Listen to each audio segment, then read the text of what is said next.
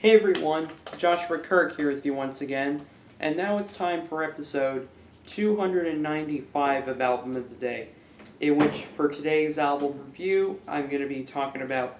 an artist, a singer-songwriter who was born in Florida and currently lives in Alabama and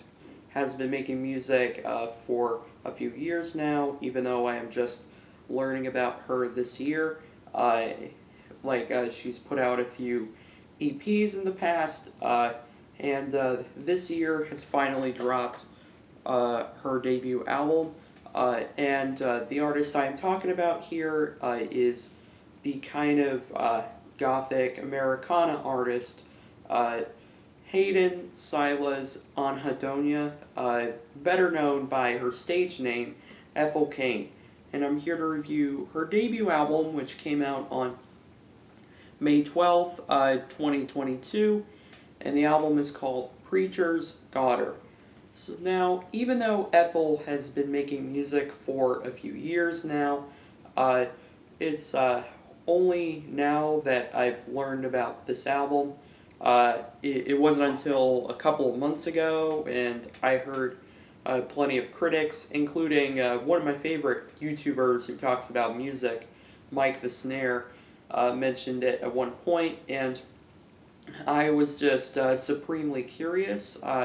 And she sounded like an artist that would be right up my alley, given all the influences she pulls from in her music. And turns out I'm really happy that I did stumble upon her and check out this record because she's made, I think, easily one of the most special and unique singer-songwriter albums of the year. Not just in terms of how it pulls from a variety of different genres, including Americana, Heartland rock, dream pop. There's a bit of there's definitely some gothic approaches that may appeal to anybody who likes maybe Chelsea Wolfe or something like that. She definitely, has quite a taste in genre, and the way that she kind of blurs it all together to create her own sound is really fascinating. But also, this album is very unique in terms of its narrative, where this is a bit of a concept album about a young woman who, is in this kind of staunch religious environment and escapes from her own home to try to find herself, only to you know only to meet a pretty terrifying and kind of tragic end by the time we get to the closing track. And it's definitely an album that has a little bit of ambiguity to it in terms of some of it could be inspired by Ethel's real life, and some of it could be merely kind of fictional, like it's sort of like a movie in that way. And even with this project being 75 minutes across 13 tracks, it somehow manages to have enough variety and enough incredible talent and songwriting to justify its long runtime and keep my attention the whole way through. So the album opens with the Family Tree intro, which kicks things off with this groaning bass synth, as well as a little sound effect of a some sort of voiceover or recording. Yeah, that sounds like someone who was pretty significant in Ethel's life, or something like that. And then her vocals come in about 30 seconds in, and they immediately give me goosebumps when they come on and sing "These crosses all over my body remind me of who I used to be," which definitely is a great little tone setter for the album. And I love the way it builds, and we get more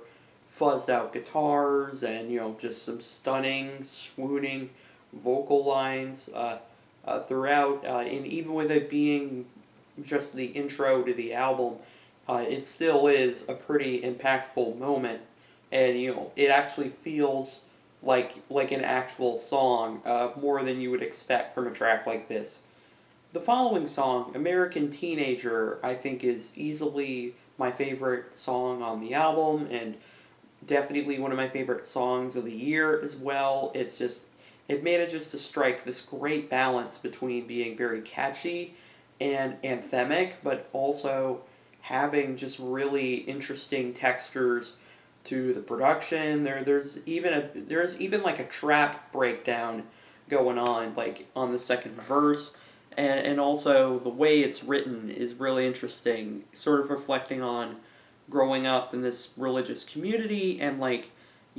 sort of the pros and cons of like being a teenager in that community, and sort of how it can be scary, but also it gives you also you have this like newfound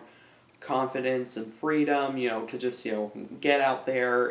and live your life, beyond what you already know. And there's also some pretty dark kind of, allusions to alcoholism at a couple of points on this song, like the "Jesus let me handle my liquor" line, and it's sung really well, and just the hook is incredible. And is it just me, or does the lead riff in this song, the lead guitar riff that comes in near the end, the remind me a bit of Journey's hit song "Don't Stop Believing"? Like, yeah, I definitely hear that, and yeah, and I wonder if Journey was a bit of an inspiration, like on this song, because of how anthemic it is, and like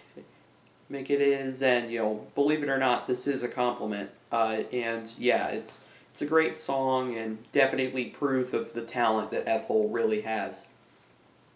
A House in Nebraska is definitely the first longer song of the album. It's 7 minutes and 45 seconds, and this is also a pretty significant moment on the album, because it's the first song where we really kind of go in a little deeper about the experiences that are like talked about throughout this record, and yeah, it definitely reflects on the many layers of a complicated relationship, and like the detail on this song could not be more like stark. Like there's a moment in the song where she's singing about like this other person in her life, so mother like calling her to see how she's doing or something like that, when she's clearly not doing great necessarily. And there's even a point in the song where about like, looking through the pictures of these two people like in a school yearbook or something like that. And just, I love the pianos and the way the guitars and drums just crash in near the middle as Ethel just absolutely like pulls you in with her emotive vocals, and just like, she's really like going on and on, like at this point in the song, to like get her point across, and and I love how after that the instruments drop out, and then we get like some piano and a little bit of strings, and then just like a really fantastic guitar solo at the end, finishing things off. Western Nights is somehow an even more hard to listen to moment on the album. For one, it's a little more quiet and low key in terms of the instrumental. We get some kind of spaced out pianos, and like some twangy guitar lines that have just great texture to them, and then we have her vocals on top of it with maybe like a little more guitar, and also a little bit of drums. But like, the stripped back sort of nature of the song's instrumental, I think only highlights just how like unsettling the lyrics can be. Like, there's a like I mean a line like, I've seen him show his love through shades of black and blue. It's proof that this relationship is not really love, but rather this lyric kind of mentions how like our protagonist here is like being abused by her partner, and there's even a line in the song about like other people banging on the walls and wanting to get in on this like terrible act of violence against a young woman, and yeah, it's just yeah, it's a genuinely powerful song with the way it's sung, and yeah, like even the opening lines that describe like how this person looks on his Harley, before eventually getting into like the like dark reality of the uh, situation. And yeah, it's got great texture to the production, and yeah, and even if it's definitely not the sort of thing you could just listen to at any time, when I do, yeah, it definitely hits. The song Family Tree goes in a little more about like our protagonist's upbringing, and kind of the pros and cons of it, and how it ultimately shaped who she is as a and I feel like this is a song where it's clear her kind of more music of worship sort of influences come through. Like, I mean, with the chorus having that line of "Take me down to the river and bathe me clean," like it's proof that classic church hymns are still like in Ethel's DNA. And and I've also heard that she said in interviews how you know whether she likes it or not, she does very much identify as a Southern Baptist. And like this song definitely reflects that, I think, in a pretty effective way. And I love the intimate intro that's basically just a little like bass synth and her vocals, which makes the chorus that much more powerful once the full instrumentation comes in. I really like the drums and the guitar passages, and I and I think I even heard like the sound of church bells with a little bit of reverb. Like there's even a point in the song where you hear just the vocals and just that sound, and it's beautiful and awe inspiring, and it makes the 7 minute runtime, not really feel as long as it is. Then we have the track Hard Times, which definitely, it sounds a bit like a great Phoebe Bridgers song with, the twangy, but yet also kind of spacey guitars and the kind of swooning vocals too. Like, it definitely reminds me a bit of like some of the best tracks from Phoebe's debut album, Stranger in the Alps, not only in terms of the way it sounds, but also like the way it like recounts trauma, but obviously it's done in Ethel's own unique way too. And yeah, this song is just incredibly devastating, and like that refrain near the end that has the lines of like "I'm tired of you, still tied to me," and like "too tired to move" and stuff like that, which is, I think, pretty much sums up kind of the message of the song about how when someone close to you, like who is supposed to like mean the world to you, like actually does like terrible things to you, it definitely is it's pretty normal for you to be like for you to not want to be attached to that person, or not let them define you or anything like that. It's definitely makes it all the more upsetting listening to the lyrics about like there's at one like there's a line in the song that talks about like you know our protagonist as a kid, like at her birthday party, like being watched by this other person that she didn't quite notice, and also the whole 9 going on 18 line at the beginning of the song definitely reflects on clearly this protagonist had a childhood that was very complex, and for some pretty wrong reasons. The track Thoroughfare is this album's centerpiece, and fittingly enough, it's the longest song on the album, with it being this 9 minute odyssey that fuses elements of country, heartland rock, dream pop, and near the end, like this interesting sort of I don't know what you call it, like ritual folk, something like that. Either way, the song is very well written, and I love the way it like sets a scene, and then you know about 2 minutes into the song, we have like instruments dropping out and then like coming back in one by one as she's sort of recounting the details of this experience before it eventually just explodes and just a powerful chorus that just has stunning vocal harmonies on it, and yeah, it's just I feel like this is such a pivotal moment on the album that goes in a little deeper about a relationship, and sort of how our protagonist is basically running away from her home to try and live her own life for really the first time.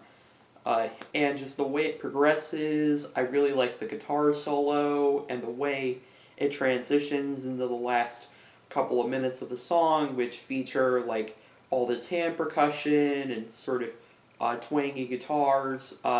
and what sounds like Ethel doing this like extended yodel or something like that. Yeah, it's really trippy and very interesting for sure. The following track, Gibson Girl, by contrast, is a lot darker and definitely has more of this goth wave energy to it. And I love the slight touches of vocal manipulation on here. And also, the moment that bam, bom, bom, bom, bom, the moment that lead guitar comes in, yeah, like the guitar textures on this album are just, they sound like they're from another planet. I'm serious. They sound super cool for sure. And I love how the darkness of the instrumental only intensifies the darkness of the lyrics on this track, which I won't spoil too much of it, but I think you'll get it once you listen to it. But by far the most harrowing cut on the entire album is the track Ptolemaea, which definitely is a bit of a detour moment on the album. Like, no other track on this album really sounds like this song. Like, she's kind of going sort of like this industrial metal a little bit on this song. Like, the guitars have guitars, and some of the, sound effects and, production definitely have a Nine Inch Nails kind of vibe to them. And, of all things, at the beginning of this song, we have this, little demonic kind of spoken word passage that, seems to be, told from the perspective of our protagonist's, protagonist's foe. It's definitely, this is definitely the moment on the album where Ethel kind of conjures up a little evil for the audience, and I think she does it really effectively, with that voiceover at the beginning, and then following this we get the actual vocals, which are super eerie over top of that spare bass synth, and the way the guitars come in as she sings more powerfully is incredible. And then we have a second verse where she sounds like she's on the verge of a breakdown, or in this case, a blood-curdling scream that she lets out. And once it comes in, it's gonna give you chills, no doubt. And the way that moment is followed by the hook of "I am the face of love's rage," definitely, yeah, it's a real turning point, like a bit of a plot twist, if you will, on the album. And the song even ends with this sort of messed up sermon that seems to be reflecting on that kind of sums up the record we've just been listening to, and a lot of the themes we've heard throughout heard throughout. It's definitely a genuinely very uncomfortable moment on the album, and it really makes you feel like you're experiencing the trauma uh, right along with her. So therefore, it's the one song in the album that I don't really go and listen to unless I'm listening to it within the context of the album. Not because I don't like it, because I love it. It's one of the best tracks here, but yeah, it is genuinely pretty, a claustrophobic moment. Maybe not in terms of the way it sounds, but just the feeling it evokes. Following this, we get a couple of interludes back to back on the record, and I do feel like this is kind of the point in the album where things meander a little bit, which I'm pretty used to that. That can happen with albums that run as long as this record does. I wouldn't take them out of the track list because I think they both add to the album in a really interesting way, and the different vibes they have, the way they contrast is really cool, with August Underground being a very natural follow up to Ptolemaea because it's about as dark and eerie as that song is, with the twangy riffs and those big fat buzzing synths that really hit a climax near the middle. And then the following track, Televangelism, is seems to be like the melody from A House in Nebraska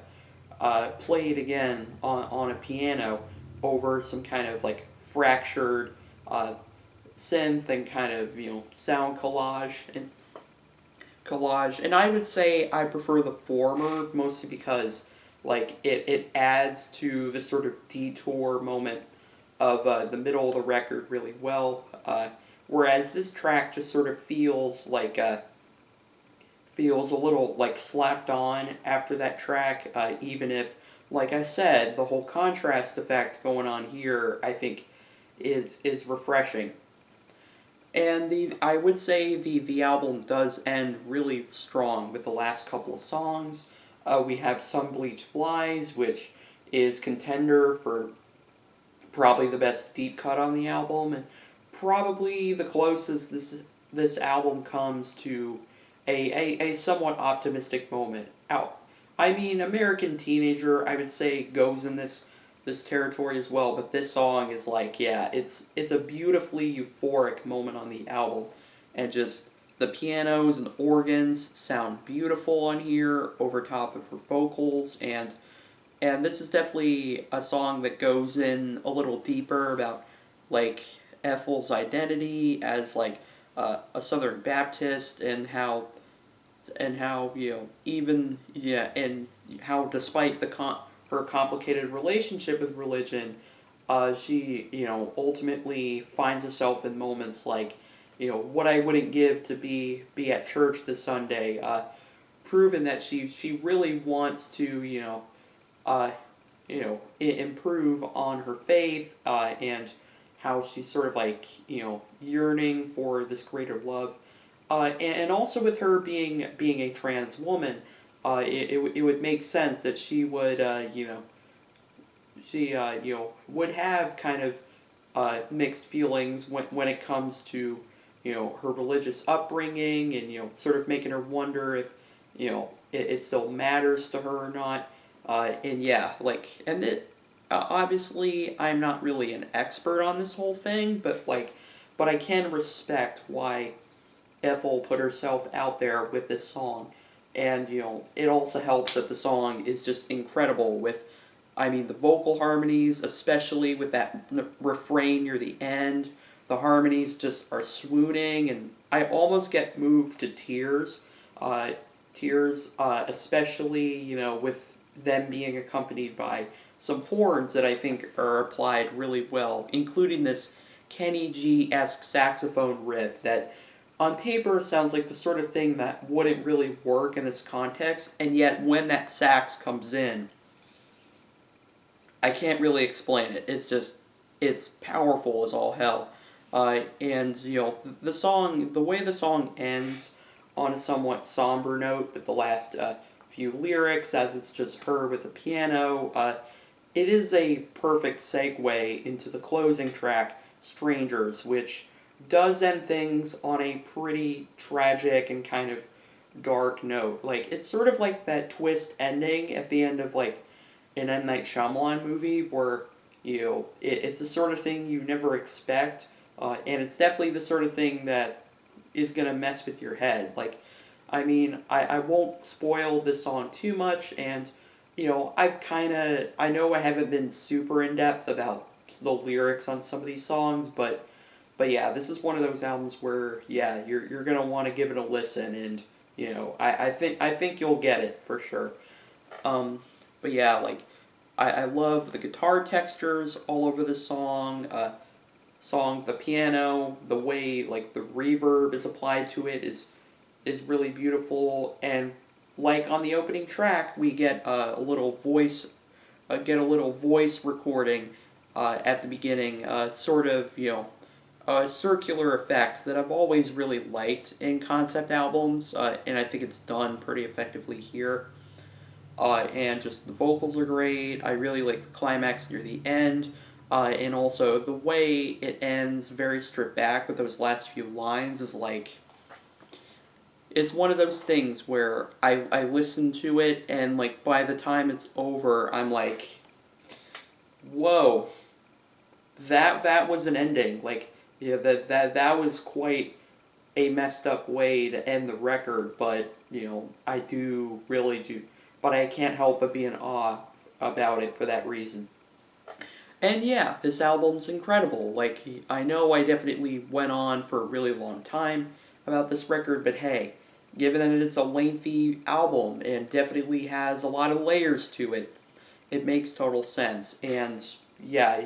and you should totally give it a listen if you are curious and want to hear a singer songwriter who's showing massive potential and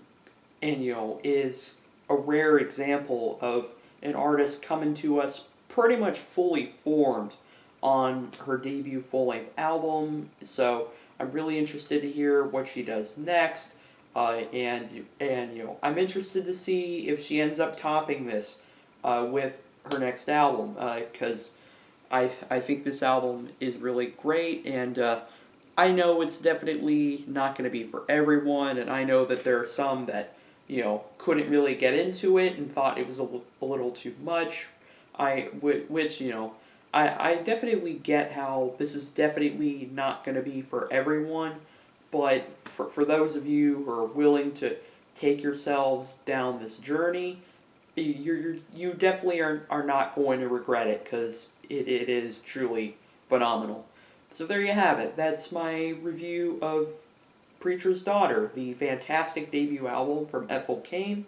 and I'll see you for episode 296 of Album of the Day.